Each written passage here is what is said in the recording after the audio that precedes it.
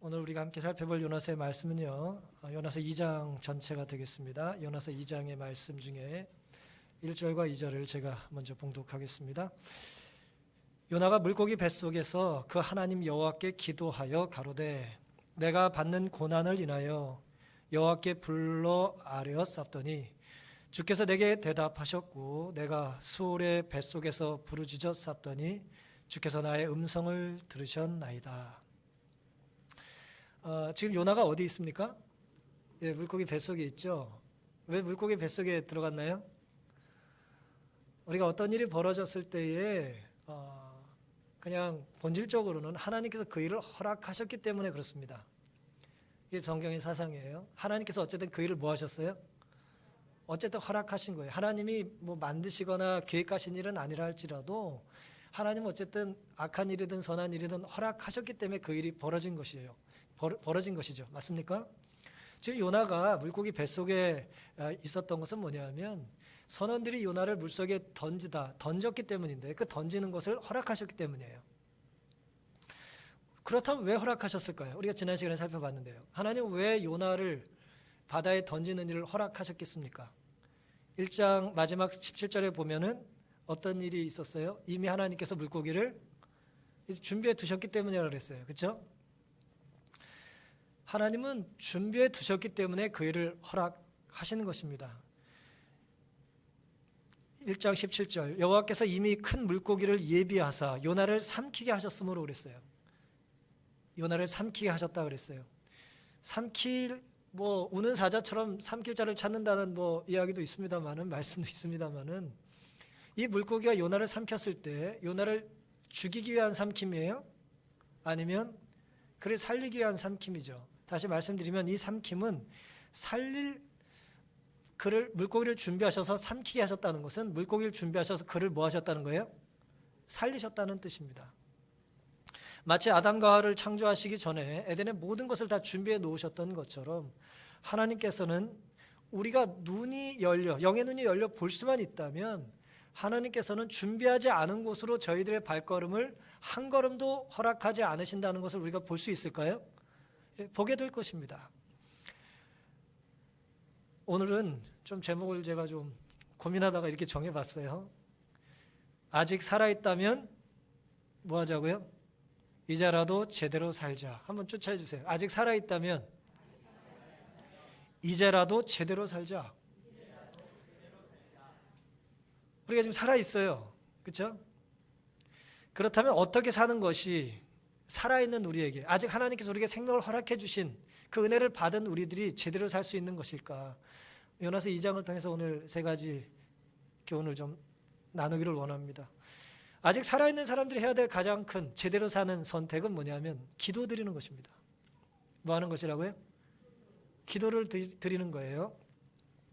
근데 우리가 기도를 이전에 안 했습니까? 어제 기도 안 했나요? 우리 오늘 아침에 기도를 안 했습니까? 우리가 기도를 드려요. 그런데 왜 또 기도를 드리는 것이 우리가 할 수 있는 가장 바른 선택인가? 라고 하는 것입니다. 요나는 지금 혼자 있죠. 아무도 없죠. 혼자만 있죠. 그 아무도 없이 혼자만 있다는 얘기는 그 자리에 누가 계시다는 거예요? 하나님은 계시다는 뜻이죠. 그렇죠? 옆에 계신 하나님과 교제할 수 있는 방법은 예배드리고 기도하는 거예요. 기도를 드리는 것입니다. 아무것도 할 수 없는 순간에 그는 죽기만 기다리진 않았어요. 우리는 내용을 다 알기 때문에 3일 3야, 그것이 만 3일인지 아닌지 모르지만 어쨌든 3일 3야를 물고기 뱃속에 있었어요. 그런데 요나가 물고기 뱃속에서의 어떤 사건을 우리가 십자가 예수님의 모습으로 이해한다면 하루 반이죠. 만으로 따지면. 그렇죠? 금요일 오후에 그리고 일요일 아침에 부활하셨으니까 포함식 계산으로 생각하면 3일이 만 3일이 아니고 하루 반 정도인데요. 어쨌든 얼마나 됐을지 모르지만 우리는 그 기간이 끝나고 그가 살아났다고 알아요. 하지만 요나도 그렇게 생각했을까요? 뱃속에서? 물고기 뱃속에서 요나가 내가 며칠 뒤면 살아날 거라고 생각했을까요? 아니죠. 내가 이제 죽을 텐데 죽을 수도 있고 죽을 것인데 죽기 전에 내가 뭐 하겠다는 거예요? 이제라도 내가 기도를 드리겠다는 거예요. 마지막을 기도하며 마무리하고 싶다는 거예요. 인생을 잘 못 살았어도 마지막이 중요한가요? 마지막 매우 중요합니다. 뭐 우리는 살면서 첫인상이 중요하다, 뭐 시작이 반이다 그런저런 얘기합니다만은 사실 가장 중요한 건 마지막이에요. 그 사람의 마지막 뒷모습은 매우 중요한 것입니다. 그런데 지금 요나가 죽음을 기다리며 물고기 뱃속에 있던 정말 비몽사몽간에 정말 이제 생사를 앞에 둔 이 상황이 놓인 이유는 근본적으로 뭡니까? 요나가 잘 살았기 때문이에요? 못 살았기 때문이에요? 순종했기 때문이에요? 불순종했기 때문이에요? 불순종했기 때문이죠. 여기서 우리가 중요한 교훈을 하나 얻을 수 있어요. 기도는 내가 잘 살아온 것의 연장선으로 할 수 있는 게 아니에요. 성공한 사람이 마지막 아주 사람들 눈앞에 보이는 멋진 스테이지에 올라가는 것이 아닙니다. 피날레를 장식하고 뭐 절정의 순간에 자기가 온갖 그 뭐 사람들에게 환호와 갈채를 받는 순간에만 드릴 수 있는 것이 아니에요. 기도는 내가 잘못 살았고 실패했고 거짓말을 했고 좀 하나님을 외면했으면서 당했던 이 고난 중에라도 할 수 있는 건가요? 할 수 있는 것이고 해야 하는 것입니다. 기도는 어디서든지 할 수 있나요? 지금 요나는 어디서 기도했어요? 물고기 뱃속에서 기도했어요. 어떤 분은 이것을 이제 바다 감옥이라고 표현했습니다. 사람들이 가고 싶어하지 않은 곳이죠. 사람들이 이해할 수 없는 곳이죠. 이전에 누구도 경험하지 못한 일입니다. 하지만 요나는 그곳에서 기도를 드렸어요. 우리 역시 그러면 어디서든지 기도 드릴 수 있겠죠? 예, 우리는 이곳에서도 기도 드릴 수 있고 또 댁에서도 기도 드리실 수 있고 또 병상에서도 어디서든지 우리는 기도 드릴 수 있습니다. 어디서든지 기도할 수 있다는 얘기는 다시 말씀드리면 어떤 상황에서도 우리는 기도 드릴 수 있다는 얘기예요. 어떤 상황에서도. 요나는 지금 어떤 상황에 있었습니까? 2절에 보시면 고난 중에 있다고 그랬어요. 그리고 스올의 뱃속에 있다고 그랬어요. 유대인들에게서 히브리인들에게서 스올이라는 말은 죽은 자가 거하는 곳이다라고 하는 그런 의미가 있어요. 그러니까 뭐예요? 내가 죽었다, 무덤이다. 하지만 그곳에 내가 기도드린다. 이제 그런 말입니다. 3절에는 깊은 속 바다라고 표현했고요. 깊은 속 바다에 던져졌다고 표현했습니다. 그리고 큰 물에 돌렸고 파도와 큰 물결에 덮쳤다 그랬어요. 4절에는 주의 목전에서 뭐 했다고 그랬어요? 자기가 쫓겨났대요. 그러니까 주님께 쫓겨나도 주님께 기도드릴 수 있습니까? 예, 주님께 쫓겨나도 주님께 기도드려야 돼요. 마치 아이들이 엄마 아빠한테 야단 맞으면서도, 특별히 저도 어렸을 때 많이 그랬는데요. 어머니한테 야단 맞으면서 울면서 뭐예요? 때리는 분을 찾아. 그렇죠? 우리가 하나님께 쫓겨났지만 요나의 표현대로 내가 불순종하고 하나님께 쫓겨났지만 그 쫓아낸 하나님을 붙잡는 것입니다. 5절 물이 영혼까지 둘렀다고 그랬고요. 깊음에 에워싸였다고 그랬고 바다풀이 내 머리를 싸맸대요.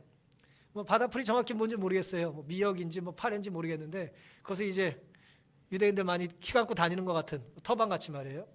이제 뭐 예를 들어 그러니까 뭐 머리 뒤집어 씌운 것 같은 자기가 지금 그 상황에 이제 쪼여지고 있는 것 같은 상황에 이제 놓였다고 느낀 것입니다. 6절에는 산의 뿌리까지 내려갔다 그랬어요. 골짜기가 얼마나 깊은지 뿌리까지 내려갔대요. 산의 뿌리까지.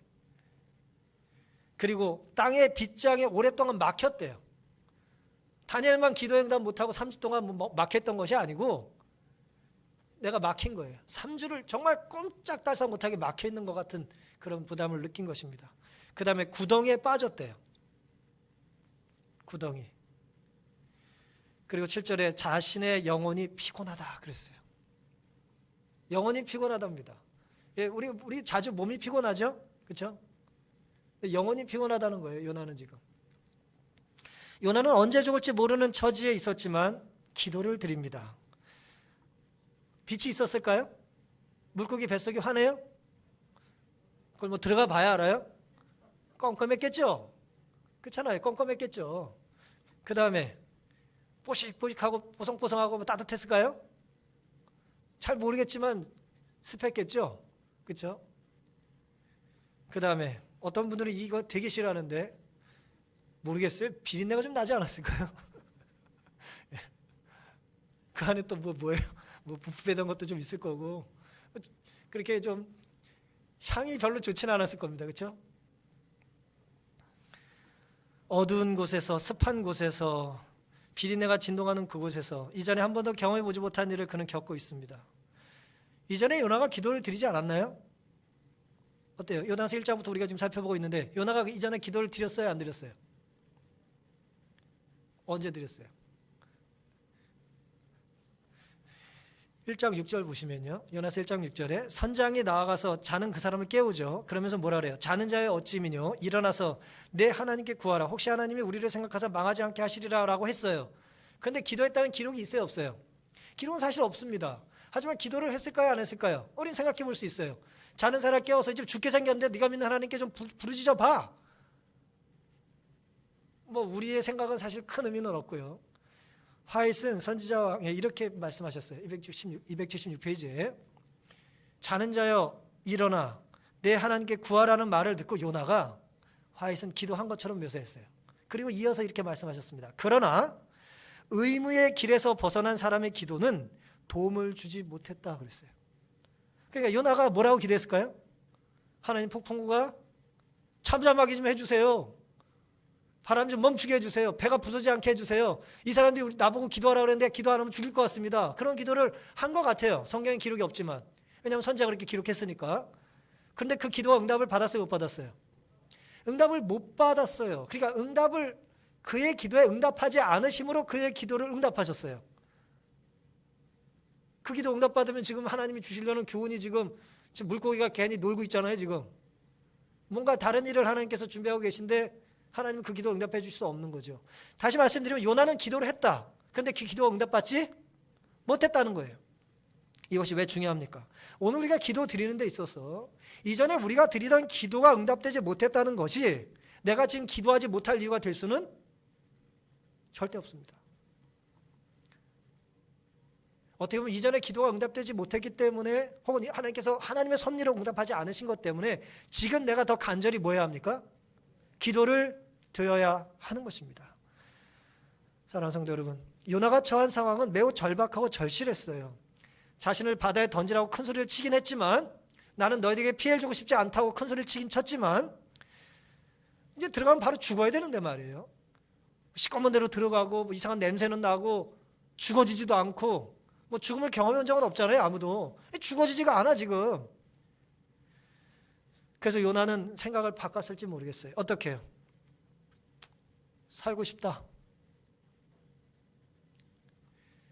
살아야겠다. 어쩌면 살 수 있을지도 모른다. 라고 하면서 그는 기도를 드린 것입니다. 자신을 심판하신 하나님을 부인할 수도 있었지만 그 순간에 그는 하나님을 붙잡습니다.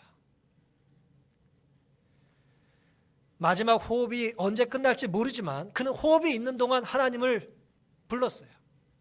이거 정말 중요한 것입니다. 호흡이 있는 자들아 하나님을 찬양하라. 이건 우리가 호흡이 멎을 때까지 할 수 있는 가장 위대한 일일 것입니다. 내가 소울의 뱃속에서 부르짖었사다니 요나서 2장 2절에 주께서 나의 음성을 들으셨나이다. 내가 하나님께 부르짖었어요. 그때 하나님이 내 소리를 어떻게 하셨다고요? 들으셨대요. 들으실 것이다가 아니에요. 들어주시기를 바란다가 아니에요. 뭐 했다고요? 들으셨다고 그는 확신합니다. 좀 요나의 믿음과 기도가 좀 어떻게 되고 있어요? 좀 바뀌고 있죠. 오늘 우리도 하나님께 기도드릴 때 하나님이 이미 이 기도를 들으신 것을 믿고 기도하라고 하는 이 선지자의 교훈과 하나님 말씀의 약속을 믿게 되시기를 간절히 바랍니다. 마태복음 7장 7절 8절에 구하라 그러면 너에게 주실 것이요 찾으라 그러면 찾을 것이요 문을 두드리라 그러면 너에게 열릴 것이니 구하는 이마다 얻을 것이요 찾는 이가 찾을 것이요 두드리는 이에게 열릴 것이라 약속을 하셨어요.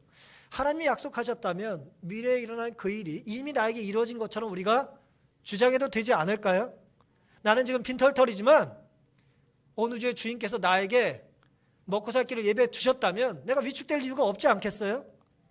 내가 지금 아프지만 어느 주의 주인께서 내 아픈 질병을 치료해 주시겠다, 수술해 주시겠다, 고쳐 주시겠다 약속하셨다면 내가 지금 믿음과 감사함으로 이 어려움을 견뎌야 되지 않겠습니까?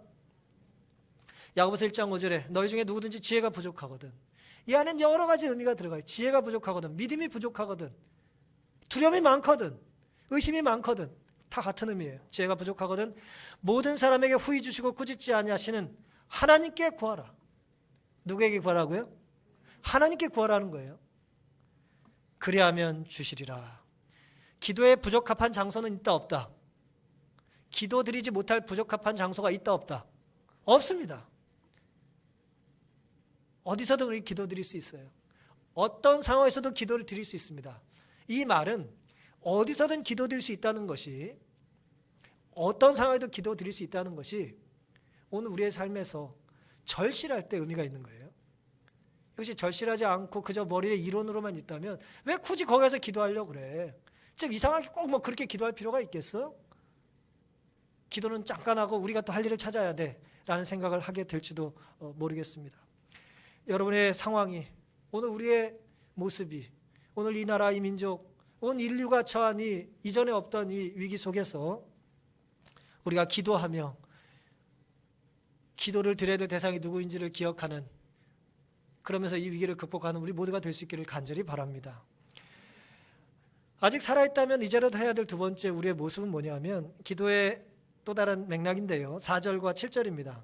내가 말하기를 내가 주의 목전에서 쫓겨났을지라도 다시 어디를 바라봐요? 주의 성전을 바라보겠다 하였나이다. 7절, 내 영혼이 내 속에서 피곤할 때 내가 여호와를 생각하였었더니 내 기도가 주께 이르렀사오며 주의 성전에 미쳤나이다. 지금 요나가 기도 드리는데 기도를 추상적으로, 피상적으로, 그냥 습관적으로만 드리지 않았어요. 지금의 기도는 절실했습니다. 그리고 기도의 대상이 지금 누구라는 거예요? 하나님이라는 거예요. 그리고 하나님이라고 하는, 하나님을 생각하고, 7절에 내가 여호와를 생각한다는 말과 더불어 요나가 했던 말이 뭐예요? 다시 어디를 바라본다고요? 주의 성전을 바라본다라고 그가 다짐을 하고 기도하고 있습니다. 성전을 바라본다라고 하는 건 누굴 생각하는 거예요? 성전의 주인은 하나님을 생각한다는 것입니다. 요나는 그동안 자신이 무엇을 놓쳤는지를 알았어요. 아, 내 시선이 다른 곳을 향하고 있었구나, 내 생각이 다른 데 있었구나 라고 하는 걸 알았던 것입니다. 머리로만 깨달은 것이 아니라 이제 자신의 삶으로 그가 깨달은 거예요. 자신의 전 존재와 영혼을 다해서 지금 이제 행동으로 옮기기 시작합니다. 자신의 정신은 지금 혼미해가고 가물가물하고 피곤해져서 언제 정말 죽을지 모르는 그런 상황이 있었지만, 어떻게 보면 무의식적으로 이제 정말 내가 의지할 분은 하나밖에 없다는 것을 깨닫게 된 것이에요. 물고기 뱃속에서 깜깜한 중에 그가 성전을 바라보겠다는 건 도대체 동서남북 어딜 말하는 것입니까? 어떤 방이에요? 야, 동이 어디고 서가 어디고 남이 어디고, 지금 그 얘기하고 있는 겁니까? 아니에요. 지금 물고기 뱃속에서 눈을 감고 있는 것과 같아요. 아무것도 보이는 것이 없습니다. 아무것도 보이지 않을 때 우리가 바라봐야 될 장소는 어디예요? 하나님의 성전입니다. 뭐 이슬람 사람들만 무슨 메카 그쪽을 향해서 절하는 게 아니에요. 오늘 우리도 삶의 방향이 어디를 향해야 돼요? 하나님의 성전을 향하고 살 수 있어야 되는 것입니다. 왜 하나님의 성전인가? 시편 11편 4절에는 여호와께서 그 성전에 계시니 그랬어요. 우리의 바라봄의 대상이 하나님일 때 우리는 성전을 바라보고 있는 것입니다. 우리의 바라봄의 대상이 성전이어야 되고 성전의 주인인 하나님이어야 합니다. 왜 그럴까요? 이사야 40장 31절, 오직 여호와를 앙망하는 자는, 여호와를 바라보는 자는 새 힘을 얻으리니 그랬어요. 하나님이 주시는 힘입니다. 이건 사람이 주는 힘이 아니에요. 정보가 주는 힘이 아니에요. 내 지식이 주는 힘이 아니에요. 이거는 내가 가진 지식과 경험에서 얻은 힘이 아니라 새 힘이에요. 어디서 오는 힘이에요? 하나님이 주시는, 하늘에서 주시는 힘입니다. 여호와를 앙망하는 자는 새 힘을 얻으리니 독수리의 날개치며 올라감 같을 것이요, 다른 박질하여도 곤비치 아니하겠고 걸어가도 피곤치 아니하리로다. 누구든 하나님을 바라보며 새 힘을 얻고 다시 올라가는 거룩한 상승의 체험이 우리 모두에게 있게 되기를 간절히 바랍니다. 바라봄이라고 하는 교훈은 성경에 매우 중요하게 나타납니다. 하나님의 이스라엘 백성들이 그들의 시선을 하나님으로부터 이 세상으로 돌렸을 때, 자신의 형편으로 돌렸을 때 바라보면 얼마나 중요한지를 하나님께서는 광야에서 이스라엘 백성들에게 민수기에 이런 교훈을 주셨어요. 민수기 21장 9절, 모세가 놋뱀을 만들어 장대 위에 다니 뱀에게 물린 자마다 놋뱀을 쳐다본 즉 뭐예요? 살더라 그랬어요. 쳐다보면 삽니다. 정말 중요한 교훈이죠. 이 놋뱀이 뭘 상징합니까? 그리스도의 십자가를 상징해요. 우린 십자가를 쳐다보면 삽니다. 사랑하는 성도 여러분, 신앙은 바라보는 거예요. 우리는 바라봄으로 그 바라봄의 대상을 닮아가게 되고 바라봄의 대상을 생각함으로 우리는 그 바라봄의 대상만큼 변화되게 되는 거예요. 뭐 큰바의 얼굴이란 얘기를 할 필요도 없어요. 우린 바라봄으로 닮아가게 돼 있어요. 흉내냄으로 닮아가는 것입니다. 대장태 화이트는 이렇게 말씀하셨습니다. 555페이지예요. 지적, 영적인 면 모두에서 바라봄으로 변화되게 된다는 것은 하나의 법칙이다. 하나님께서 우리의 지적, 영적인 면에서 우리가 바라봄으로 우리를 변화시켜 주시는 법칙을 만들어 놓으셨대요. 우리가 예수님을 계속 묵상하고 계속 바라보면 우리가 어떻게 되는 거예요? 예수님을 닮아가게 되는 것입니다. 우리가 자꾸 쓰레기를 생각하고 사탄의 정신을 가지고 자꾸 우리가 시간을 보내면 우린 뭐가 되는 거예요? 사탄아 물러가라 라는 소리를 물러가야 될 존재가 되는 것이죠. 사람의 마음은 숙고하도록 허락된 사물에 점차적으로 적응된다. 굉장히 중요한 말씀이에요. 숙고하도록 허락된 사물에 점차적으로 적용된다. 그러므로 마음은 습관적으로 사랑하고 존경하는 것에 동화된다 그랬어요. 참 놀라운 말씀이죠. 동화되는 거예요. 성화될 수도 있어요. 하지만 뭐예요? 타락해 갈 수도 있어요. 변질될 수도 있어요. 악화될 수도 있는 거예요. 왜 그렇습니까? 내가 습관적으로 내가 사랑하는 대상, 내가 존경하는 대상을 허탄한 것에 두면 그렇게 된다는 것입니다. 아무리 힘든 일이 있고 아무리 잘못된 판단을 이전에 했더라도 다시 성전을 바라보기로 결심하는 이 시간 되기를 간절히 바랍니다. 왜요? 성전에서 무슨 일이 있습니까? 성전에 무슨 일이 있어요? 성전에서는 예배가 있어요. 그리고 성전에서 드려진 예배는 구약의 표현으로는 제사입니다. 제사가 뭡니까? 내 죄값을 치러지는 속전이 있었다는 얘기죠. 내가 다시 성소를 바라본다는 얘기는, 내가 다시 성전을 바라본다는 얘기는 내가 받은 구원, 내가 받은 죄의 용서의 근거가 지불되었다라고 하는 것을 그가 믿는 것입니다. 그러니 오늘 우리의 시선에서 성전의 다른 곳에서 우리의 구원을 찾지 않게 되시기를 간절히 바랍니다. 아직 살아있다면 이제라도 제대로 살아야 될 마지막 교훈은 8절부터 10절인데요. 무릇 거짓되고 헛된 것을 숭상하는 자는 자기에게 베푸신 뭘 버렸어요? 은혜를 버렸사오나 나는 감사하는 목소리로 주께 제사를 드리며 나의 서원을 주께 갚겠나이다. 구원은 누구에게 있어요? 여호와께로서 말미암나이다 하니라. 여호와께서 물고기에게 명하심에 요나를 육지에 토했다 그랬어요. 우리가 살아있을 때 해야 될 가장 위대한 마지막 교훈은 다시 하나님의 은혜와 구원에 감사하는 것입니다. 구원 아직 온전히 받지는 않았지만 요나는 지금 구원을 붙잡고 있어요. 구원을 경험하기 시작합니다. 하나님의 은혜와 구원을 감사하는 것입니다. 구원은 누구에게만 속했다? 하나님께만 속했다는 거예요. 근데 제가 이제 요나서 2장을 계속 읽으면서 한 가지 아쉬운 생각이 들었어요. 만약 요나가 이 8절을 기록하지 않았다면 얼마나 좋았을까라는 생각을 혼자 해보게 됐어요. 다시 8절을 제가 읽습니다. 지금 간절히 기도해요. 하나님 성전을 사모하고 하나님만 생각하면서 기도를 하고 있어요. 요나가 나를 구원해 주셔서 감사합니다 라고 간절히 회개의 기도를 드리고 있는데 여전히 요나에겐 뭐가 해결이 안 됐냐? 8절이에요. 무릇 거짓되고 헛된 것을 숭상하는 자가 누굽니까? 거짓되고 헛된 것을 숭상하는 자가 누구예요? 그 사람들의 특징은 자기에게 베푸신 은혜를 뭐 했어요? 버렸답니다. 그러니까 헛된 것을 숭상하는 거짓된 하나님의 은혜를 저버린 사람들과 누구를 비교하고 있어요? 자기를 비교하고 있어요. 헛되고 거짓된 것을 숭상하는 자들은 은혜를 버렸지만 19절에 나는 감사하는 목소리로 주께 제사를 드리고 나의 서원을 주께 갚겠나이다. 구원은 여호와께 있습니다라고 말을 했어요. 틀린 말은 아니에요. 근데 우리는 요나라고 하는 사람의 삶을 이렇게 좀 알잖아요. 처음부터 끝까지 그의 삶이 어떤지 알잖아요. 이게 지금 어떤 문맥과 어떤 정황상에서 그게 들어진 기도겠어요?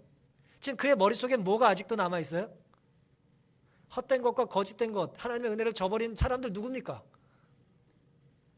이방인이잖아요. 이방인. 하나님이 가서 구원하라고 했던 이방인들이잖아요. 요나는 아직도 뭐가 해결이 안 되고 있어요?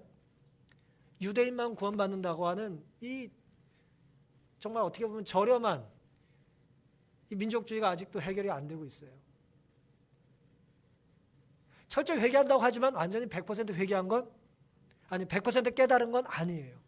아니 100% 회개한다고 했을 수는 있지만 그의 머릿속에는 아직도 뭐가 해결이 안 돼요? 하나님의 품성이 이해가 안 되는 거예요. 허탄하고 거짓된 걸 숭상하고 하나님의 은혜를 몰랐던 사람과 나는 지금 하나님의 은혜를 깨닫고 감사하고 새로운 제사와 서원을 하겠다는 거죠. 여러분 어떻게 느껴지세요? 좀 코미디 같지 않습니까? 언제부터 자기가 그랬다고? 언제부터 자기가 하나님의 은혜를 붙잡고 회개하고 그랬다고 자기가 하나님의 은혜로 지금 숨을 좀 쉴만 했나 봐요. 그 순간 처음 내뱉은 말이 뭐예요? 나는 너와 너희들과 뭐하다? 다르다는 얘기를 하고 있는 거예요. 아직 멀었죠? 아직 요나가 좀 멀었어요. 하나님은 아직 배울 게 많이 남아있는 사람도 살리십니다. 하나님이 사람을 살리시고 구원하시는 과정은 엄청난 인내 시간이 필요한 거예요. 여러분 우리가 여기서 잊지 말아야 될 게 있어요.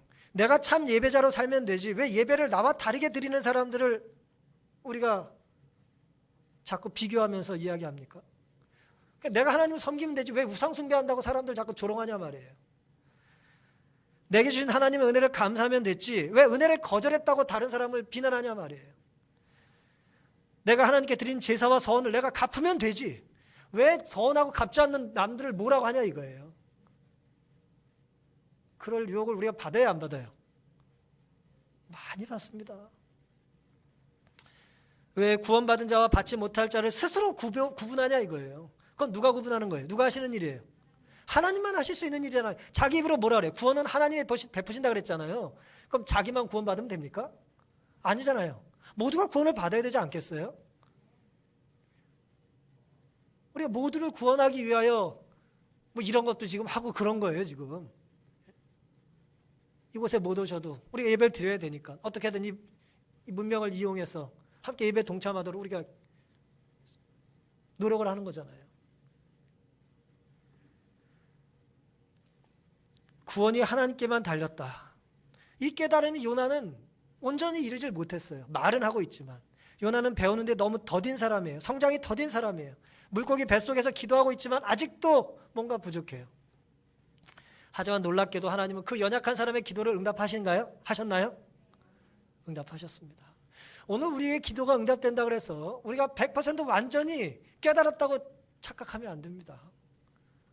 우린 여전히 부족한 중에 하나님을 붙잡고 하나님은 그 연약한 사람의 기도를 응답해 주심으로 그를 성장시키시고 그에게 기회를 주신다는 걸 기억하게 되시기를 간절히 바랍니다. 요나는 불완전한 기도를 최선을 다해 드리고 있어요. 최선을 다하고 있어요. 지금 간절하게 열심히 정죄하면서 최선을 다해요. 지금 저 사람들은 구원 없죠. 저는 구원 받습니다. 그렇게 이야기를 하고 있는 것입니다. 그는 땅 위에서도 바다 위에서도 심지어 물고기 뱃속에서도 지금 뼛속까지 민족주의자예요. 배타적인 사람이에요. 이 내셔널리즘 무척 무섭습니다. 이 국수주의, 이 국가주의, 우리 국가만 살면 된다. 이러면 안 돼요. 예, 나만 안 걸리면 된다. 이래서도 안 됩니다. 아까 장로님 말씀하셨죠. 우리 교회만. 이건 하나님의 뜻이 아니에요. 나는 똑똑하고 너희는 덜 똑똑하고 그렇게 생각하시면 안 됩니다. 나의 철학과 나의 지식으로 담을 쌓으셔도 안 돼요. 이 안타까운 요나의 모습에 반해서 요나를 대하시는 하나님의 모습은 얼마나 위대한 것입니까? 편협한 요나를 하나님은 기다리시고 다듬으시고 불완전한 기도지만 그의 기도를 응답하셨어요. 그러니 오늘 우리가 요나처럼 내가 너무나 확실하다고 느끼고 있는 혹은 확신하고 있는 사실에 대하여 때로 의심해 보셔야 돼요. 무슨 철학적인 얘기가 아니라 뭔가 의심해 봐야 돼요. 내가 확실하다고 믿고 있는 것에 대하여 의심해 봐야 됩니다. 그런데 거긴 기준이 필요해요. 기준이 뭘까요? 내가 생각하는 신념, 철학, 깨달음과 하나님의 성품을 비교해 보셔야 돼요. 하나님의 성품과 비교했을 때 내 믿고 있는 이 소신과 철학이 조금 다르다면 누가 바뀌어져야 될까요? 내가 바뀌어져야 돼요. 내 깨달음과 내 소신은 이게 맞아요. 근데 하나님의 성품은 더 위대하고 큰 그림 안에 있기 때문에 그들도 뭐 해야 돼요? 구원을 받아야 돼요. 그러니 바뀌어야 될 건 나지 누가 아니에요? 하나님이 아닙니다. 나와 좀 다른 생각을 가지고 예배를 드리고 나와 좀 다른 생각을 가지고 찬양을 하고 나와 좀 다른 생각을 가지고 이 재림신학을 한다 할지라도 하나님의 성품에 비교해 보셔야 되는 거예요. 오신 분은 안 오신 분을, 안 오신 분은 오신 분을 하나님의 성품에 비교해 보시고 사랑하고 이해하시면 되는 것입니다. 그럼 우리가 다 이곳에서 하나님을 신실히, 또 계신 곳에서 하나님을 신실히, 때로 우리가 이 코로나19 바이러스로 인해서 어려움을 당해서 내가 확진자가 되든 하지 않든 우리가 남을 비난하거나 혹은 정죄하는 것이 아니라, 안 걸리면 안 걸린 것에 대하여, 혹은 내가 의도치 않게 뭔가 걸리면 걸린 것에 대하여 우리는 하나님의 품성을 경험할 수 있는, 이 공동체가 하나님의 사랑으로 회복할 수 있는 기회로 삼아야 되는 것입니다. 누굴 떼어내고 걸러내고 컷오프시키는 게 다가 아니에요. 그건 하나님의 뜻이 결코 아닙니다. 우린 이럴 때일수록 더 많이 손을 내밀고 하나님의 품성을 나눌 수 있는 기회로 삼아야 되는 것입니다. 나와 비슷한 생각을 가진 사람들끼리만 모여서 자꾸 한 얘기 또 하고 한 얘기 또 하다 보면 뭐예요? 자기 확신이 생겨요. 왜? 내 주변에 다 그런 사람만 있으니까. 우린 정치에서 그런 일 얼마나 위험한지를 잘 알고 있어요. 다 옳은 줄 알지만 다 틀린 거예요. 하나님의 품성이 빠져 있으면 틀린 것입니다. 사람은 좁고 치우치고 제한된 사고와 편견과 편협에 치우치기가 참 쉬워요. 우린 다 모르기 때문에. 하지만 하나님은 전지하시고 전능하신 분이기 때문에 하나님의 품성에 비추어서 내가 오늘 무엇을 할까, 무엇을 하지 말까를 결정하며 사시기를 간절히 바랍니다. 요나는 구원과 은혜를 계속해서 나열하잖아요. 도대체 이방인이 거절한 은혜와 자기가 붙잡고 있는 은혜는 무슨 차이가 있냐 이거예요. 놀랍게도 요나가 하나님의 온전한 은혜를 깨닫지 못했음에도 불구하고 그는 하나님의 은혜 덕에 지금 살고 있잖아요. 맞습니까? 그는 하나님의 은혜 덕에 지금 살고 있잖아요. 은혜란 자격 없는 자에게 선물을 주시는 것이고 죽어 마땅한 자에게 생명을 주시는 겁니다. 손가락질 받아 마땅한 자에게 하나님께서는 손을 베푸셔서 그를 감싸주시는 거예요. 그게 은혜입니다. 하나님의 사랑은 더디 깨닫는 요나 같은 사람에게 한 번 더 기회를 베푸십니다. 남과 비교하여 내가 좀 더 낫다고 하는 어리석은 영적인 우월감에서 하나님의 은혜를 장식품처럼 자랑하지 마시고, 이방과 다른 나의 감사와 제사와 서원에 대하여, 나는 지키며 살 수 있는 것에 대하여 자기를 드러내지 마시고, 엉터리 같은 수많은 세월을 하나님께서 나를 기다려주시고 실패했던 나를 용서해주시고 거짓말했던 나를 하나님께서 정말 사랑의 손길을 베풀어 주신 것에 감사하며 우리가 가야 될 삶의 방향이 어딘지를 깨닫는 이 시간 되기를 간절히 바랍니다. 요나를 보게 되면 우리는 누가복음 18장을 떠올리게 돼요. 누가복음 18장에 보면 바리새인과 세리의 기도가 나오잖아요. 바리새인이 뭐라고 자꾸 기도합니까? 나는 저 사람과 같지 않은 것을 감사하다 그랬어요. 나는 11금을 드리고 나는 금식을 하고, 예? 같지 않음을 자랑했다 이거예요. 오늘 우리 안에 이런 유혹이 없습니까? 저 사람과 같지 않음을 감사하는 마음, 이거 우리가 조심해야겠죠?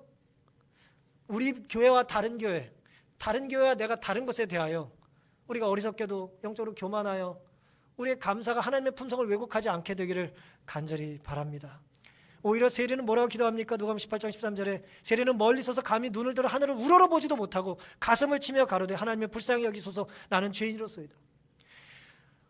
고개를 하나님을 향하여 들지도 못하면서 고개를 숙이고 가슴을 치고 눈물을 흘리고 내가 죄인이라고 기도하는 것이야말로 구원이 누구한테 달렸다는 걸 깨달은 거예요? 하나님께 달렸다는 걸 깨달은 거예요. 근데 바리새인은 지금 구원을 하나님께 달렸다고 말은 하고 있지만 지금 자기를 자랑하고 있잖아요. 우리가 이런 어리석은 우를 범하지 않아야 될 것입니다. 하나님의 은혜란 무엇일까요? 도대체 하나님의 은혜란 도대체 무엇일까요? 그런 어리석은 요나를 살리시고 아직도 깨달음이 없는 요나에게 한 번 더 기회를 주신 하나님의 은혜란 도대체 무엇일까요? 도스토옙스키가 썼던 가장 위대한 소설이라고 하죠. 혹자들은 인류 역사상 가장 위대한 작품이라고도 합니다. 카라마조프가의 형제들이라는 책이 있어요.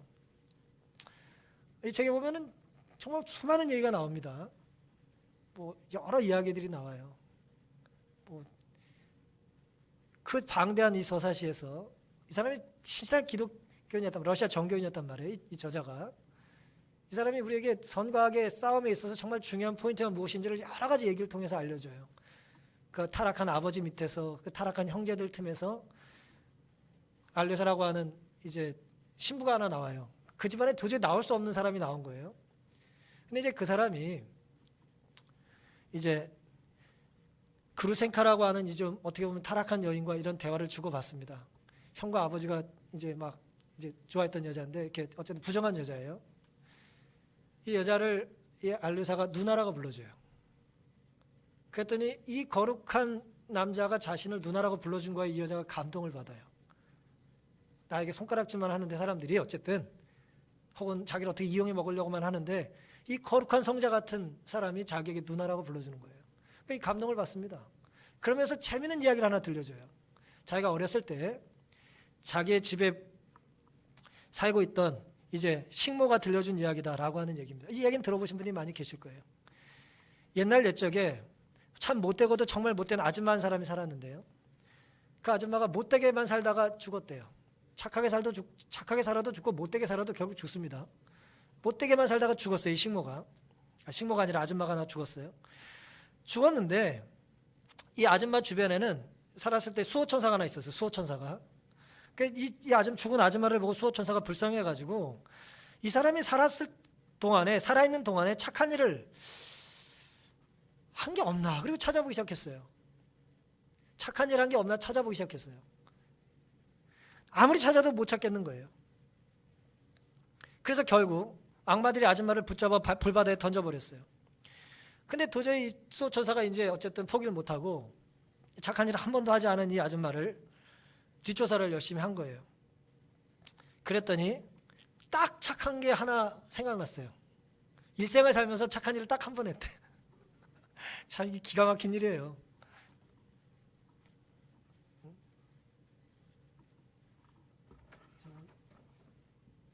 소품을 하나 갖고 왔는데 안 보여서 깜짝 놀랐네. 이거 보이세요? 이게 뭐예요? 양파죠? 저 냉장고에 고이 모아놨던 건데 이게 보이십니까? 혹시 이건 보이세요? 안 보이죠? 보이겠어요 이게? 이건 양파 뿌리예요. 이 양파 뿌리예요. 딱 하나 착한 일이 뭐냐? 이 아줌마가 살아있을 때 텃밭에서 양파를 뽑다가 거지 여인한테 양파 뿌리를 하나 줬대요.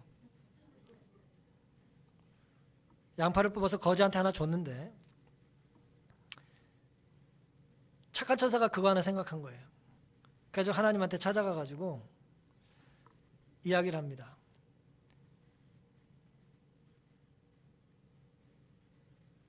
이 착한 일을 한 그것을 기념해서 양파 뿌리를 내밀고 천사가 그 아줌마가 그 양파 뿌리를 붙잡고 불바다에서 올라오라는 거예요. 그게 끊어지지 않으면 살려주겠다는 거예요. 물론 하나님의 품성과 관계에 대해서 이해하시지 말고 이제 도이트예프스키가 이해했던 선과 악에 대한 구조로서 이해하시면 돼요. 그 천사가 이제 악마한테 찾아가가지고 잘 보이지 않는 양파 뿌리 하나 이제 내밀고, 이거 너무 작으니까 이제 이걸로 하겠습니다. 내밀고 이거 붙잡으라고. 아줌마 이거 빨리 붙잡고 올라오라고. 그래서 아주 조심스럽게 끊어질까봐 당기고 있었어요. 거의 다 올라왔는데 그 밑에 그 불바다 그 호수에 있었던 그 다른 사람들이, 죄인들이 아줌마가 이렇게 올라가거든 지금. 어떻게 했겠어요? 나도 살려달라고 이제 붙잡은 거예요 이렇게. 그랬더니 아줌마가 어떻게 했을까요? 어떻게 했을까요? 참 못된 사람이 변화가 안 되잖아요. 그래서 이렇게 말을 했대요. 나를 끌려 올려주는 거야. 너희들이 아니라고. 이건 내 양파지 너희들 게 아니야. 그렇게 말을 했어요. 이 말을 하기가 무섭게 어떻게 됐을까요? 양파가 끊어졌어요. 그래서 다시 퐁당하고 떨어졌어요. 아직까지 불바다에 있대요. 그래서 천사가 울면서 뭐 떠났다 뭐 그 얘기예요. 굉장히 유명한 이제 카라마조프의 형제들에 나타난 우화예요.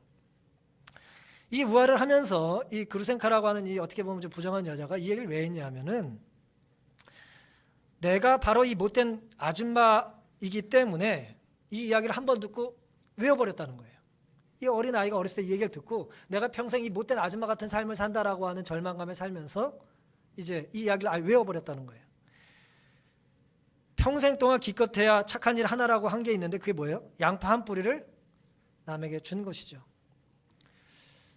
양파 한 뿌리에 대한 이야기가 이 책에 여러 번 나와요. 뭐 더 긴 얘기는 제가 드릴 수가 없고요. 그러면서 이제 조시마 장로라고 하는 사람 얘기가 나오는데 아주 거룩한 성자로 나타난 사람입니다. 그 사람이 이제 하늘에 있는데 하늘에서 잔치가 벌어지는데 이 제자이자 이 성자인 안료사가 물어요. 어떻게 거기 계시냐? 뭐 그랬더니 뭐 잔치를 하면서 조시마 장로가 이렇게 말을 합니다. 여기 있는 사람들은 뭐 거의 다 여기 있는 많은 사람들은 그저 양파 한 뿌리를 그것도 작은 양파 한 뿌리를 내놓았기 때문에 이곳에 있는 거야 라고 말을 해요. 너도 가서 세상에서 양파 한 뿌리를 나누며 살면 좋다는 것입니다. 사랑하는 성도 여러분, 아직 살아있다면 이제라도 제대로 살자라고 하는 이 뭐 어떻게 보면 좀 거창한 제목하에 제가 이 말씀 오늘 마무리로 드리는 이유는 우리가 일생에 단 한 번의 선행을 가지고 만약에 하늘에 간다면 그 줄이 끊길까요? 끊기지 않을까요? 나는 뭐 양파가 아니라 대파야. 안 끊겨요? 나의 선행에 의지해서 하늘 갈 수 있습니까?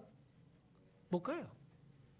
절대 못 갑니다. 이 말씀의 교훈은 선행을 잘하며 살자라고 하는 것으로 이해하시면 안 돼요. 하나님은 내가 했던 작은 선행도 귀하게 보신다는 거예요. 내가 했던 그 작은 선행을 가지고라도 하나님의 품성이 어떤 것인지를 알려주길 원하신다는 거예요. 그리고 그걸 믿고 살라는 거예요. 그래 너도 사람들에게 양파를 베풀 때 우월감을 가지고 베풀지 말고 나도 이 누군가가 베푼 양파 한 뿌리 가지고 구원받았으니 당신도 받으십시오라고 하나님을 높이라는 것입니다. 우리는 결점이 많은 사람들이에요. 하지만 그런 결점 많은 우리를 하나님은 결코 뭐하지 않으세요? 결코 포기하지 않으세요. 눈물을 흘리며 천사들이 우리 주변에 있는 것처럼 하나님께서 끊임없이 우리에게 말씀하십니다. 우리가 만든 양파는 우리가 베푼 양파는 우리를 구원 못하지만 하나님의 십자가는 우리를 구원하기에 넉넉하다는 거예요. 주님은 우리에게 십자가라는 양파 한 뿌리를 주신 거예요. 그러니 그 양파 뿌리를 가지고 내가 구원받은 것으로만 자족하지 말고 남에게 즐겨 하나님의 품성을 가지고 그 양파를 베풀며 살게 되시기를 간절히 바랍니다. 아직 우리가 살아있다면 이제라도 우리는 다시 기도드리고 다시 성전을 바라보고 다시 하나님의 구원의 은혜만을 붙잡고 살아야 되는 것입니다.